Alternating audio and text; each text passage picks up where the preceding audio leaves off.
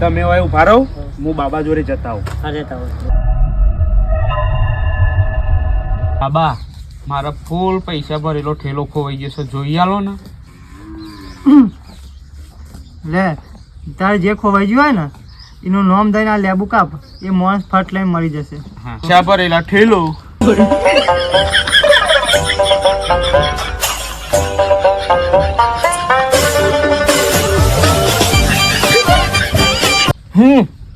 મારો મોબાઈલ 2 મહિના પહેલા ખોવાઈ ગયો તો એનું જ જોવા દો.